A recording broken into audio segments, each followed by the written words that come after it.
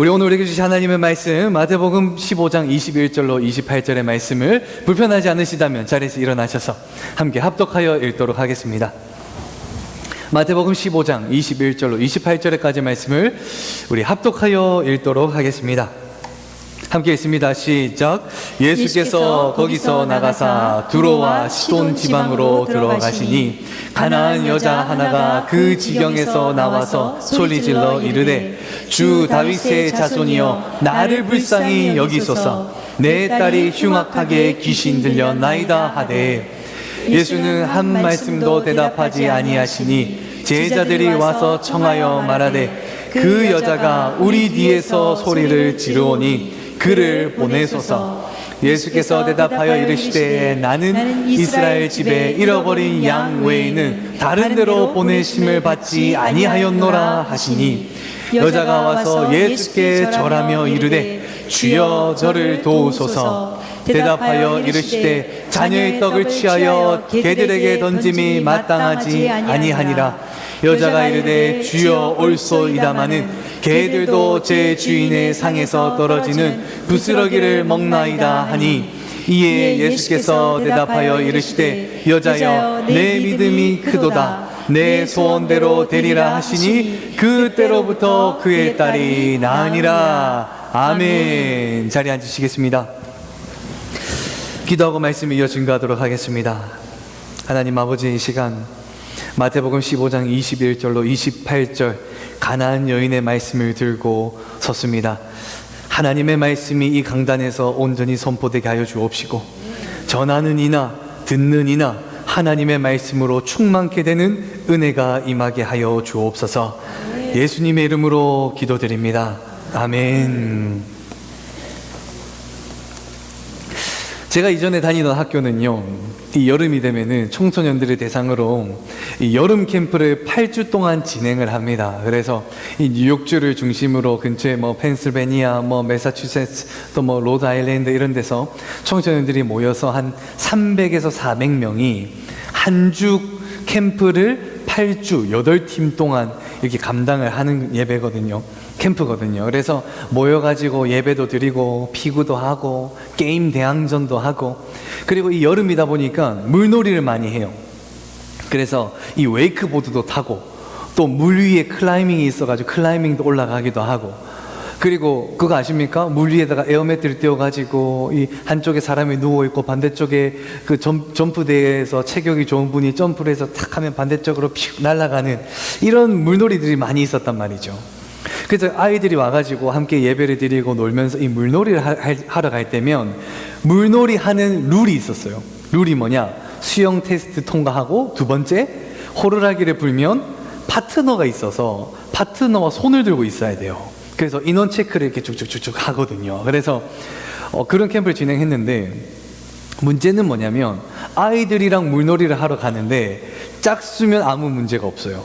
근데 홀수로 아이들이 가고 싶다 하면 짝을 맞추기 위해서 제가 같이 했었어야 되는데 저도 하기 위해서 무엇을 통과해야 되느냐? 수영 테스트를 통과해야 됐거든요. 근데 이 수영 테스트가 뭐냐면 1차는 50m 수영을 2번 왕복, 그리고 2차 바로 이어서는 뭐냐? 두 손을 물 밖에 들고 다리로만 3분을 버텨야 돼요. 생각보다 힘들죠. 아마 수영해 보신 분들은 생각보다 어렵다. 근데 제가 또 나름 바닷가 근처에서 자라온 또 부산 출신 아닙니까? 그래가지고 제가 50m 정도야 나 또 해군인데 요 정도는 할 수 있겠지 해가지고 수영을 탁 했거든요. 근데 아무리 해도 앞으로 안 가요. 그래가지고 얼마나 왔나 고개를 딱 들어보니까 한 바퀴를 채 못 간 거예요. 그래가지고 중간에 서가지고 탈락을 한 거예요. 떨어진 거예요. 그래서 제가 나와보니까 녹초가 돼가지고 야 안 되겠다. 하루 그 다음날 다시 힘을 보충해가지고 또 시험을 보러 갔죠. 또 시험을 이렇게 막 했는데 통과했을까요? 못했을까요? 못했어요. 그래가지고 2차, 3차, 4차, 5차가 가는데도 통과를 못하는 거예요. 근데 이 통과를 못하니까 이 라이프 가드 하는 분들이 저를 불쌍히 여긴 거예요. 이번이면 할 수 있다 막 응원을 해주기 시작합니다. 그래가지고 제가 6차 때 1차 시험을 통과한 거예요. 드디어. 그래가지고 야 이제 2차를 갈 수 있겠다 해서 가는데 문제가 뭐냐? 1차를 통과한다고 너무 에너지를 많이 쏟아버리니까 2차 때 손을 들고 이렇게 발로만 버텨야 되는데 버티기 시작한과 동시에 갑자기 꼬르륵 잠기는 거예요. 아무리 열심히 해도 올라갔다가 찍고 내려가는 거예요. 그래가지고 6차도 떨어진 거예요. 그래가지고 또 힘을 비축해가지고 가고 7차 떨어지고 8차 떨어지고 9차, 10차까지 다 떨어진 거예요. 그래가지고 야 이거 어떻게 해야 되나. 캠프가요 1주차부터 시작했는데 몇 주차가 된 줄 아십니까? 6주차가 넘어간 거예요. 벌써 캠프가 끝나가는 거예요. 그런데 제가 의지의 한국인, 야 이건 내가 꼭 한번 통과하겠다. 11차 1차 할 때 옆에 라이프 가드가 힌트를 줬어요. 천천히 수영을 해라, 힘을 아껴라. 그래 천천히 수영을 하고. 근데 그때 시험 보는 사람이 누구밖에 없었느냐? 저밖에 없었거든요. 딴 사람들은 딸 사람들 다 따고 못딴 문제아들만 모아 있는데 그 문제아들 중에서 제가 핵심이었던 거예요. 그래가지고 한 옆에서 응원을 해주는 거예요. 잘해라, 천천히 가라 해가지고 1차 시험에 합격했어. 2차 시험을 손을 들고 딱 버티는데 앞에서 라이프가드 숫자를 가르쳐줍니다. 1분 2분 조금만 더 버텨 해가지고 3분이 딱 된 거 동시에 라이프 가드가요 다 박수를 쳐주는 거예요. 수고했다. 시험 보는 사람이 뭐 저밖에 없으니까 뭐 주변 사람들 다 보면서 수고했다. 11차 만에 제가 통과를 했거든요. 그래가지고 시험 통과했는데 누린 건 몇 주밖에 없느냐? 한 주밖에 못 놀았습니다. 한 주밖에. 시간이 지나 보면요, 물론 10여 년도 훨씬 더 된 이야기인데 그때 물놀이 한 거 기억은 잘 안 나요. 그런데 뭐가 가장 기억에 남냐면 그 물놀이를 하기 위해서 10번 떨어졌던 그 시험이 떠오르더라고요. 얼마나 물을 많이 먹었는지. 우리도 삶을 보면요, 이렇게 애쓸 때가 많이 있어요. 우리 수험생들은 수능에서 등급을 잘 받기 위해서 애쓰죠. 또 직장과 사업을 하는 분들은 이 사업과 직장이 잘 돼야 되니까 애쓰며 살아가기도 하고, 또 여러 가지 부분에 있어서 우린 삶을 살아갈 때 주어진 그 자리에서 애쓰면서 살아갑니다. 우리 삶에서 애를 쓰지 않고 살아가는 건 거의 불가능해요. 애쓰면서 살아가죠. 근데 오늘 말씀에 보니까요, 한 여인이 등장하는데 이 여인도 굉장히 애쓰면서 절박함으로 예수 앞에 나아간 여인이거든요. 오늘 본문 말씀을 통해서 이 한 여인이 왜 이토록 절실히 예수 앞에 나아가는데 애쓰면서 예수를 붙드는데 노력했는가? 오늘은 그 말씀에 대해서 묵상해 보며 함께 은혜를 누려보고자 합니다. 오늘 본문 말씀에 나온 이 여인은요, 성경에서는 이 여인이 누구인지에 대해서 정확하게 이야기하고 있지 않아요. 이 여인의 이름이 무엇인지, 이 여인의 행색은 어떠한지에 대해서 묘사하고 있지 않는데, 반면에 딱 한 가지만을 강조하고 있어요. 그게 뭐냐면 이 여인의 출신, 이 여인이 어디의 출신 사람인가만 기록하고 있어요. 오늘 본문 21절, 22절 우리 같이 한번 읽어보겠습니다. 시작.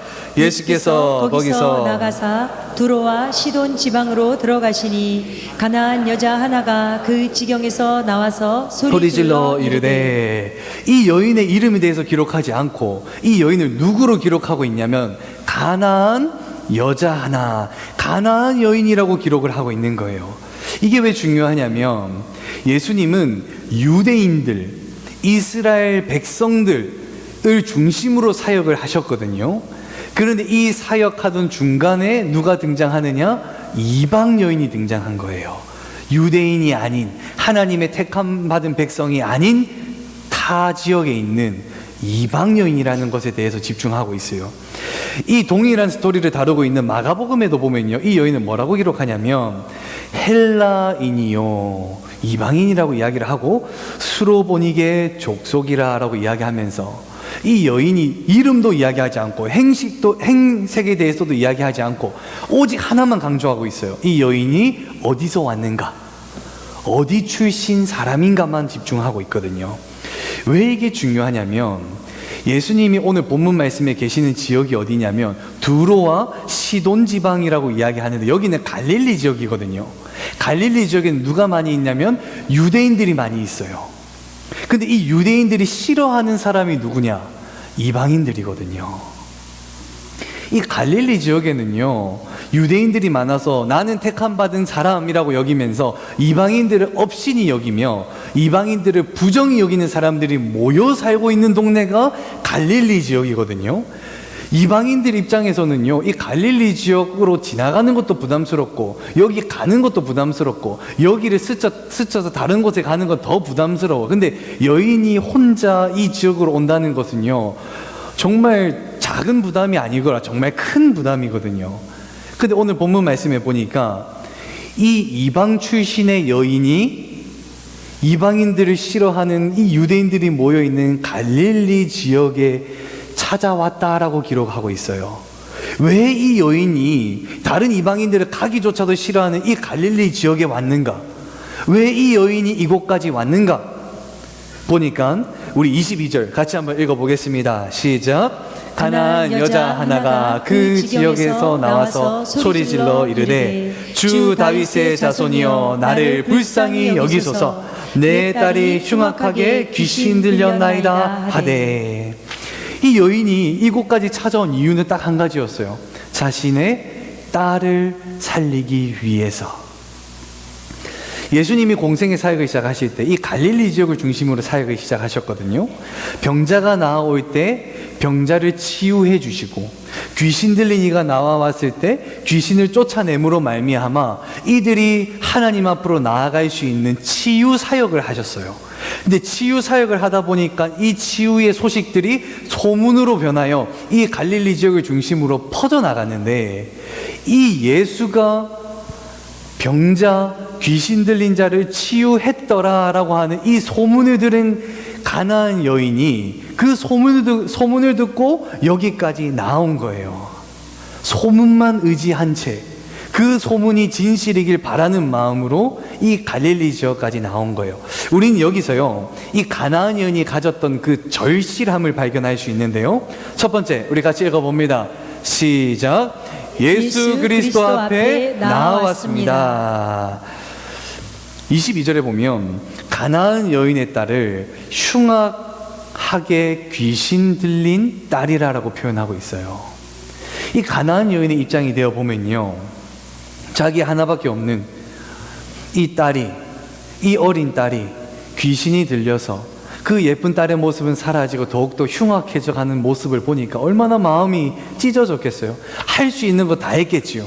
그러면서 저쪽에 가니까 바알 신전이 있다 해가지고 바알 신전까지 가가지고 제사를 드리면서 바알 신이여 당신이 위대하다고 하니까 내 딸 좀 살려줘. 집 팔고 땅 팔아가지고 바알 신에게 온 재산을 다 바치고 또 그래도 딸이 낫지 않자 또 반대쪽에 가가지고 이쪽에서 용한 선지자가 있더라, 용한 사람이 있더라 해가지고 여기 찾아가가지고 예물을 드리면서 우리 딸 좀 낫게 하여 주옵소서, 제발 우리 딸 좀 살려주세요 하면서 또 온갖 것 다 모아가지고 또 갖다 바쳤는데도 자기 딸이 낫지가 않는 거예요. 사방팔방 돌아다녀 보면서 위대한 신, 대단한 신, 위대한 의원, 대단한 의사 다 만났는데도 이 딸의 이 귀신 들린 게 해결이 되지가 않는 거예요. 그래서 이 답답함을 가지고 있던 이 여인의 귀에 뭐가 들려오느냐? 갈릴리에 있는 예수가 병자를 낫게 한다 가더라.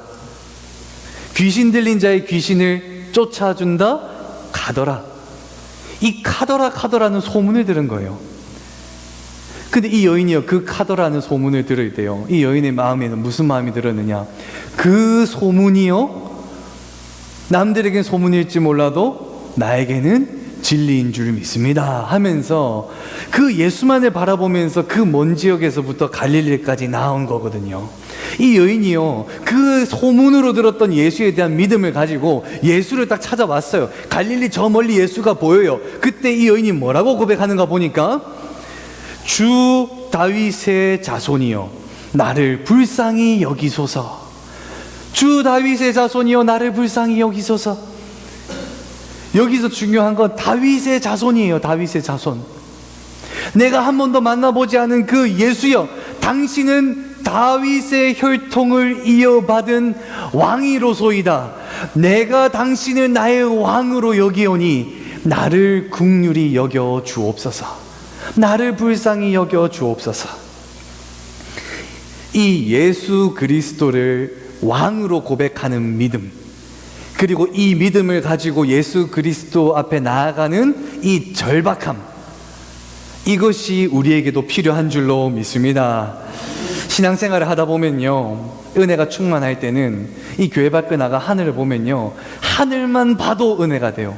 산은 녹색이고 하늘은 푸르르고 구름은 하얀색이고, 이것이 하나님의 은혜로다. 얼마나 은혜가 되는지 몰라요. 근데 반면에요, 내가 은혜롭지 않을 때요, 밖에 나갔는데 해가 창 떠 있고 하늘이 오늘처럼 이렇게 푸르르지 않습니까?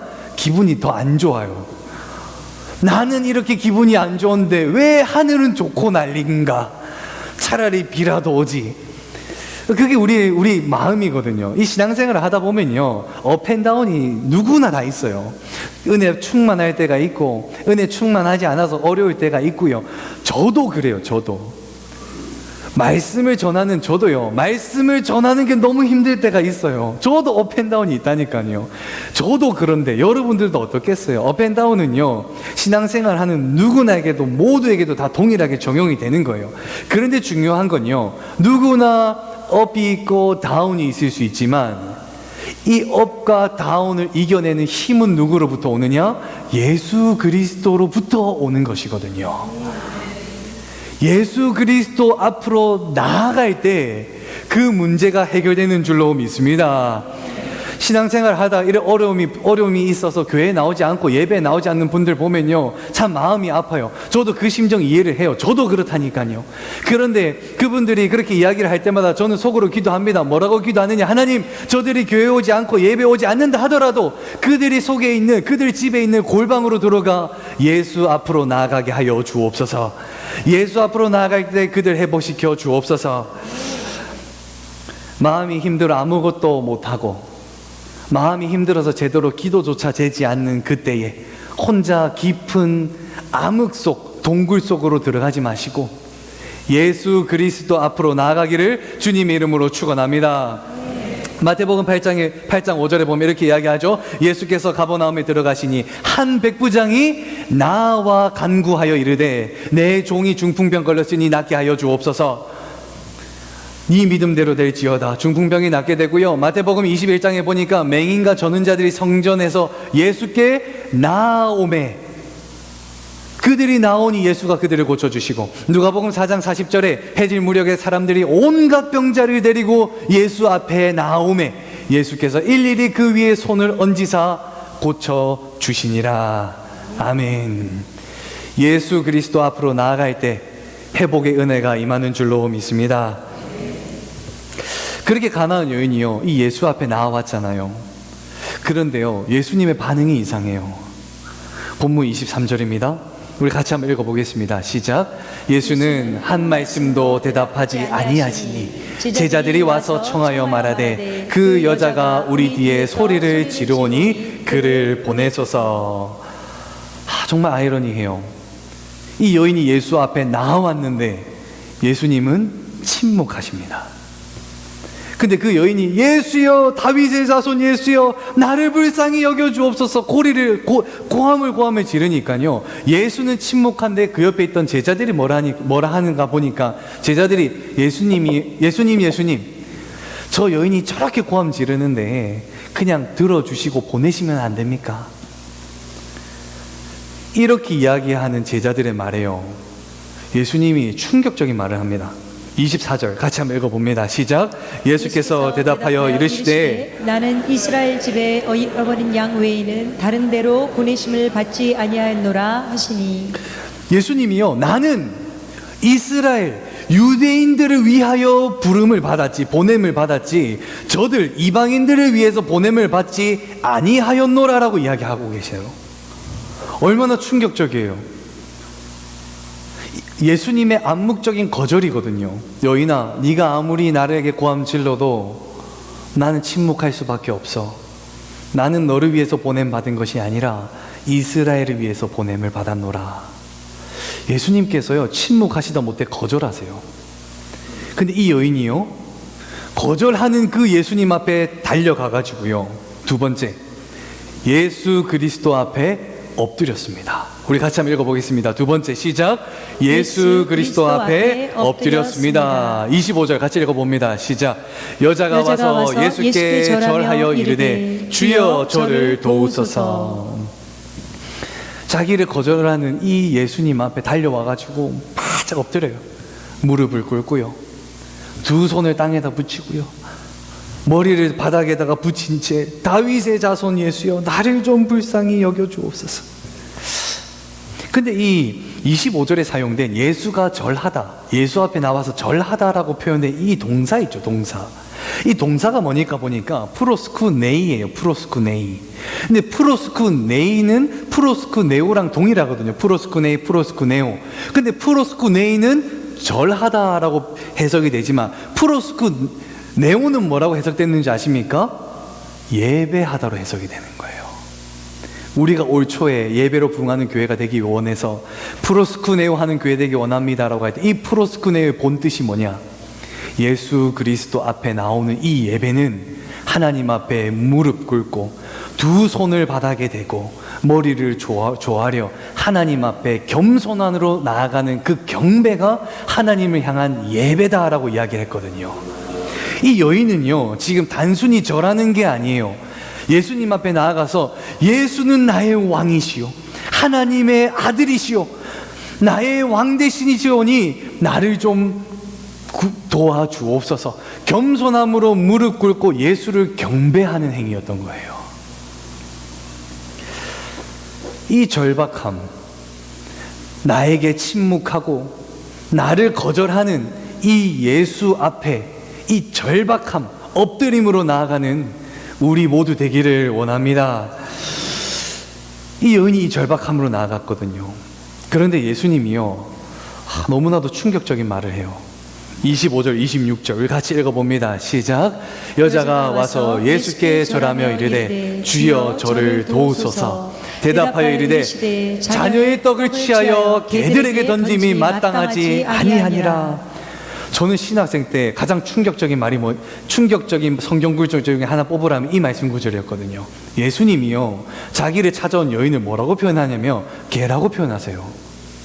그러면서 이 떡을 나의 자녀에게 줘야 되는데 내가 어찌하여 개에게 주겠느냐.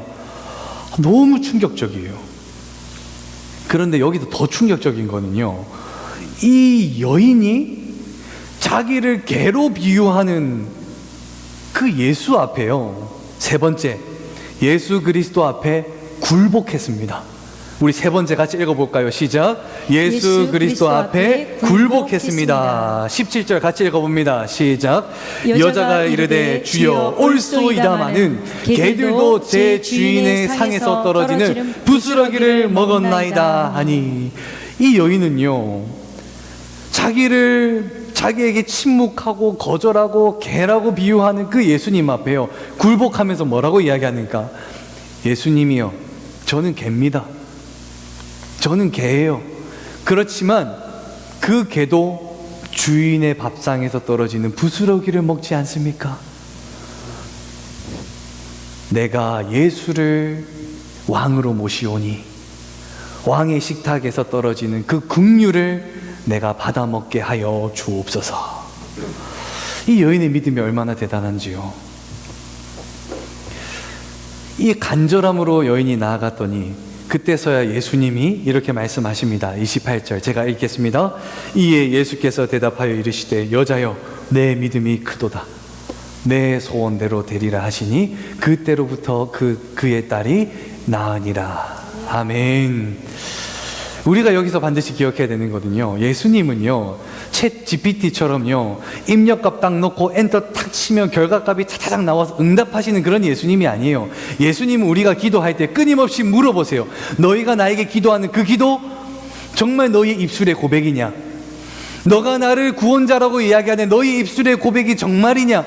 너희가 기도하는 그 기도 제목이 나를 위한 것이냐, 하나님의 영광을 위한 것이냐? 하나님은요, 끊임없이 우리에게 물어보세요. 우리를 시험하세요. 우리를 연단하세요. 그래서 우리로 하여금 말미암아 주님 앞으로 나올 때 정결한 마음으로 나아갈 수 있도록, 절실함을 가지고 나아갈 수 있도록, 그리고 그 절실함과 간절함으로 나아갈 때 예수 그리스도께서 응답하여 주시는 줄로 믿습니다.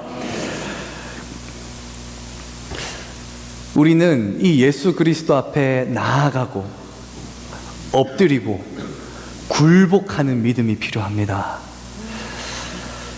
제가 앞서 이야기했던 그 여름 캠프 할 때요, 여름 캠프를 이제 캠프를 진행하면 아이들이 많이 와요. 그래서 예배를 이렇게 저녁만 되면 엄청 회심 집회만 해요. 저녁만 되면. 근데 예배를 드리는데 어떻게 예배를 드리느냐, 사진 한 번 띄워주시죠. 아이들이 참 많이 모여가지고 정말 뜨겁게 예배 드려요. 저 의자가 20년이 더 된 의자인데도 가끔 가시 찔리고 그래요. 그래도 은혜 받으면 장땡이다 해가지고 같이 예배를 드리고 나면 이제 거기 학생들은 카운셀러, 그 상담가가 되고, 온 캠퍼들은 이제 상담을 받는 아이들로 해서 복음에 대해서 계속 상담할 수 있도록 하는데, 아이들이 오면 얼마나 환영 인사 열심히 하는지요. 다음 사진. 이게 새로운 친구들이 오면 이렇게 막 환영을 해줘요. 저기 모자 쓰고 인사하는 사람이 접니다. 나는 모자도 썼고요.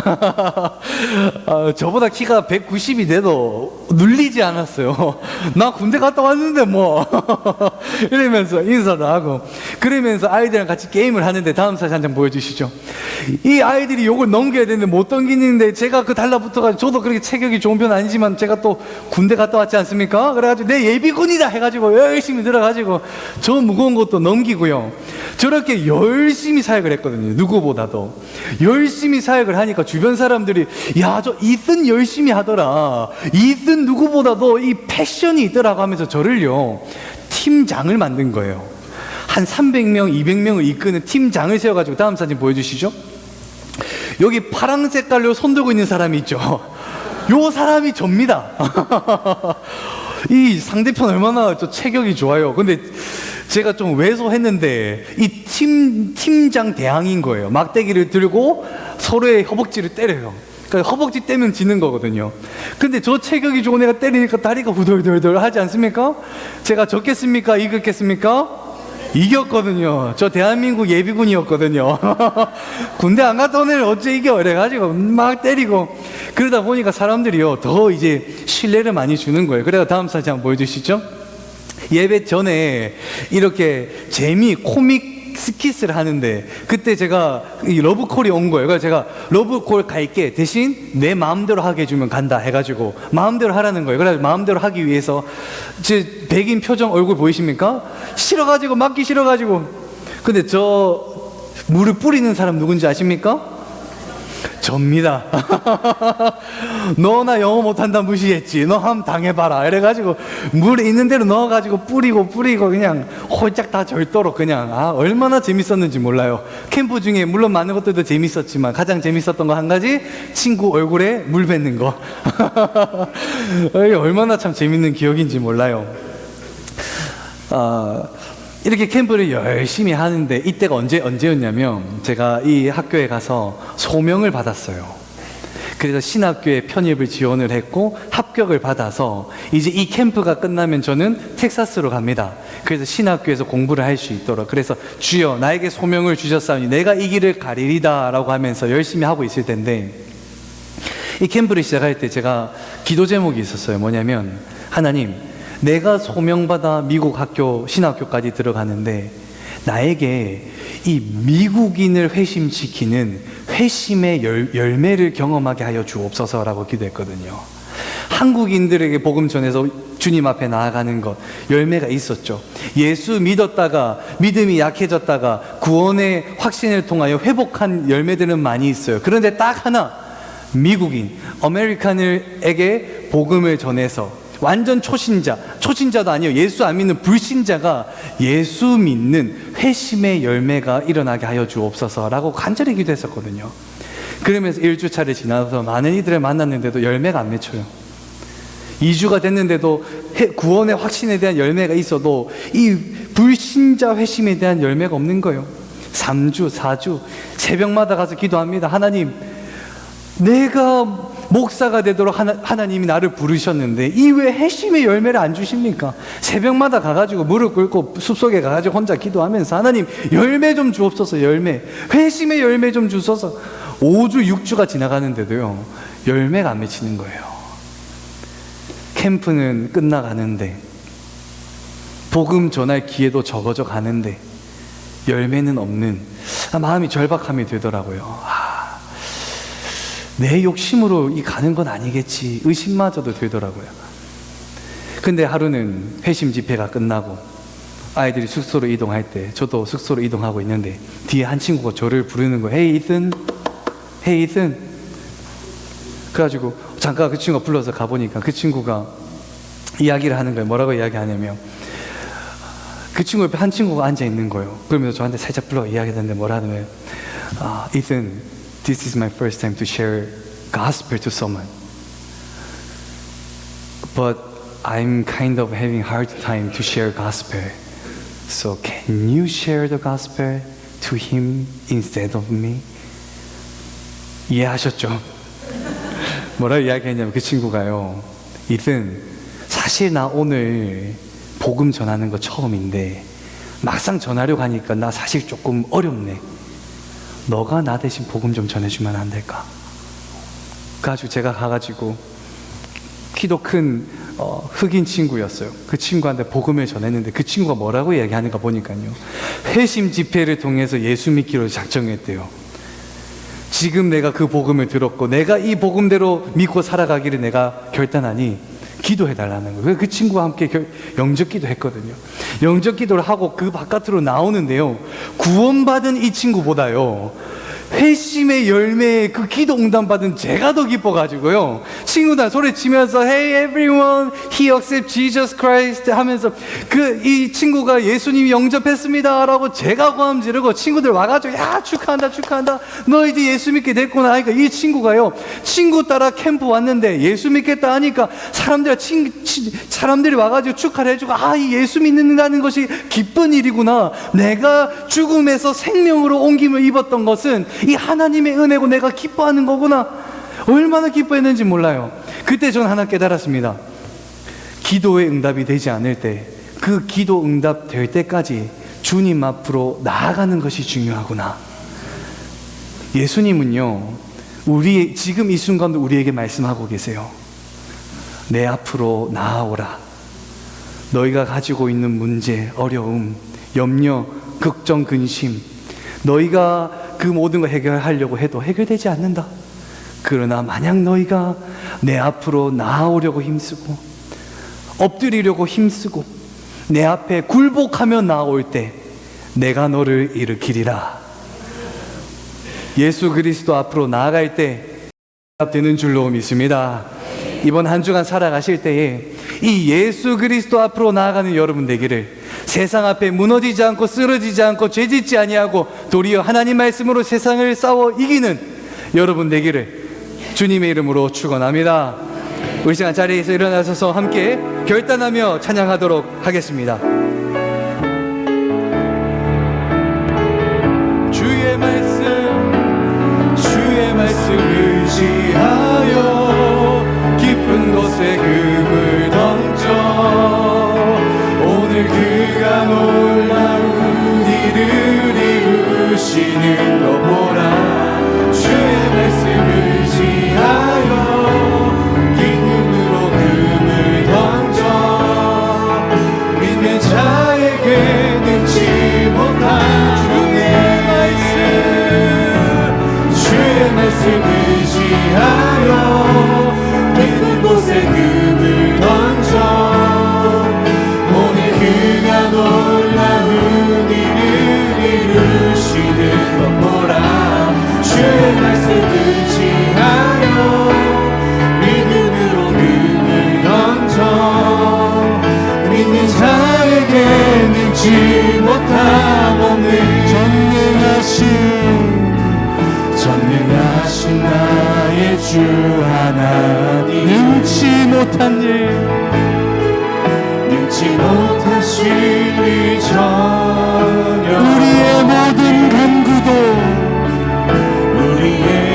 우리의 모든 생각도 우리의 모든 생각도 우리의 모든 꿈과 모든 소망 신실하신 나의 주 신실하신 나의 주 하나님은